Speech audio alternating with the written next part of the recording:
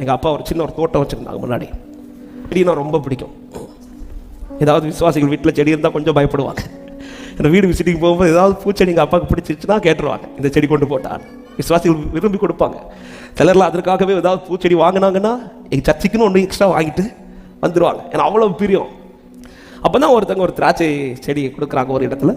அதை வாங்கிட்டு வந்து எங்கள் அப்பா அதுக்குன்னு ஒரு ஸ்பெஷல் பிளேஸ், அதுக்குன்னு தனி கேர் அப்படி பராமரித்து கொஞ்ச நாளில் அந்த கொடி அப்படி வளர தொடங்குது.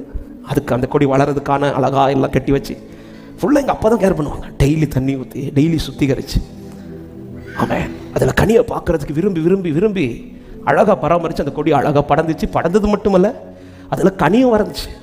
ஆமாம், சர்ச்சில் வரவங்களுக்குலாம் கூப்பிட்டு காமிப்பார், பார்த்தீங்களா திராட்சை பழம் பார்த்தீங்களா, திராட்சை பழம் பார்த்து. ஆனால் அவ்வளோ சந்தோஷம், அந்த கனியை பார்த்தது அவ்வளோ சந்தோஷம். ஆமாம், இது சொல்லும்போது எங்கள் அப்பாவுக்கு ஒரு திராட்சை கொடியில் கனி பார்த்தது இவ்வளோ சந்தோஷம். நம்ம வாழ்க்கையில் அவர் கனியை பார்த்துட்டார்னா கூப்பிட்டு காணிப்பார். ஒவ்வொரு தூதனையும் கூப்பிட்டு, என் பிள்ளைக்கு வாழ்க்கையில் பிதாவை சந்தோஷப்படுத்த விரும்புகிறவர்கள் வேற எதுவும் செய்ய வேண்டாம், சரியான கனியை கொடுங்க. ஏங்க, நீங்கள் அதிக காணிக்கை கொடுக்காவிட்டாலும் அதிக கனி கொடுப்பீர்களானால் உங்கள் மேலே ரொம்ப பிரியமாக இருப்பார். ஆமாம், எங்கள் அப்பாவுக்கு அதை பார்த்து அவ்வளோ சந்தோஷம். ஆமாம், அந்த டைமில் தான் எங்களுக்கு விபிஎஸ்ல ஏதோ கனி வச்சு தான் ஒரு தீமை இருந்துச்சு, திராட்சை கொடின்னு நினைக்கிறேன். ஆமாம், அப்போ என் பிள்ளைங்களெல்லாம் காமிச்சு கொடுப்பாங்க எங்கள் அப்பா. இவ்வளோ சந்தோஷமாக அதை பார்த்து சந்தோஷப்பட்டு இருந்தவங்க ஒரு நாள் காலையில் படப்படான்னு இருக்கிறாங்க. அதுக்கு முந்தின நாள் பராமரித்தாங்க, நல்லா தான் இருந்துச்சு. கொடி அப்படி பச்சையாக தான் இருக்குது, அதில் கடிகள் இருக்குது.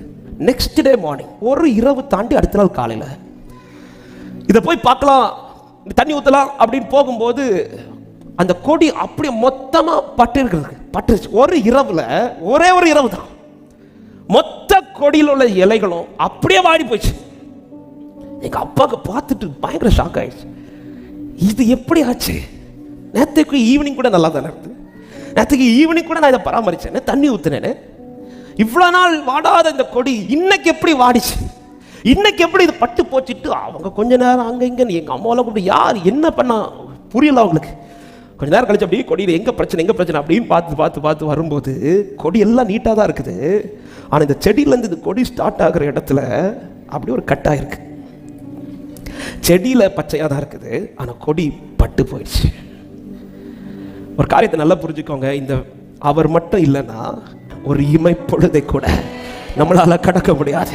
இன்னைக்கும் இமைப்பொழுதும் நான் கைவிடாமல் இருக்க காரணம் என்னோடு கூட இருக்கிற வேர், என்னை பற்ற வைத்திருக்கிற வேர்.